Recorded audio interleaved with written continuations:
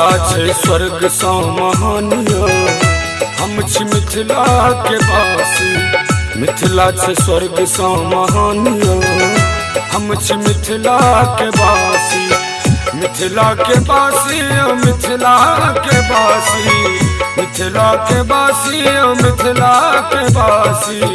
मिथिला छै हाँ मिथिला छै स्वर्ग सँ महान यौ, हम छी मिथिला के वासी।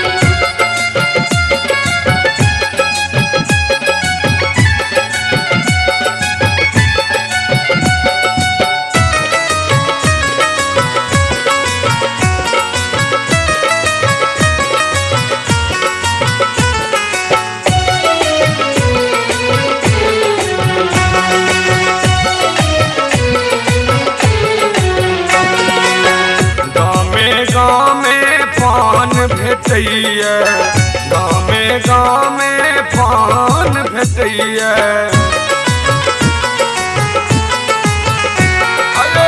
गामे गामे पान भेटैया, गामे गामे पान भेटैया।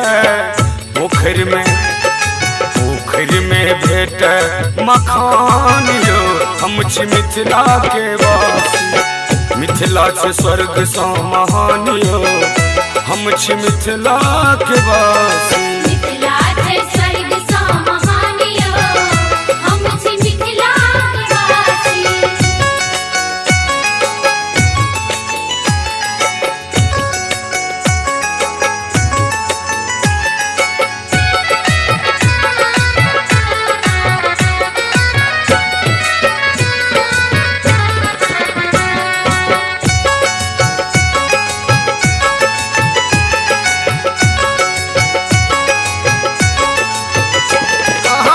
भाषा हमर अछि मिश्री सँ मिठगर, भाषा हमर अछि मिश्री सँ मिठगर।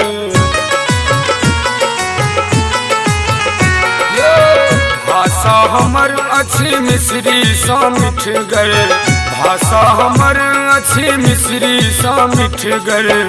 मधुर मधुर मधुर मधुर मुस्कान यौ, हम छी मिथिला के वासी।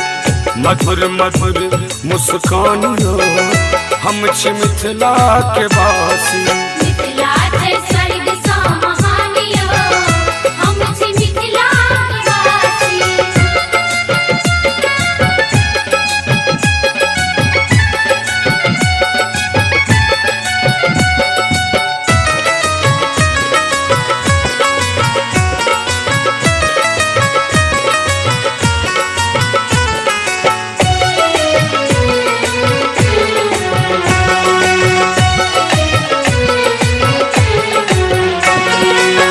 जगत के जननी सीता हमर बहिनी, जगत के जननी सीता हमर बहिनी।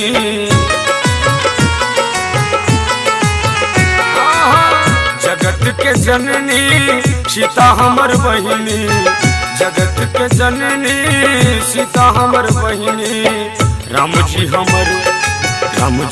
हमर मेहमान यौ, हम छी मिथिला के वासी। मिथिला छै स्वर्ग सँ महान यौ, हम छी मिथिला के वासी। मिथिला छै स्वर्ग सँ महान यौ, हम छी मिथिला के वासी। मिथिला के वासी यौ, मिथिला के वासी, मिथिला के वासी यौ, मिथिला के वासी। मिथिला छै हाँ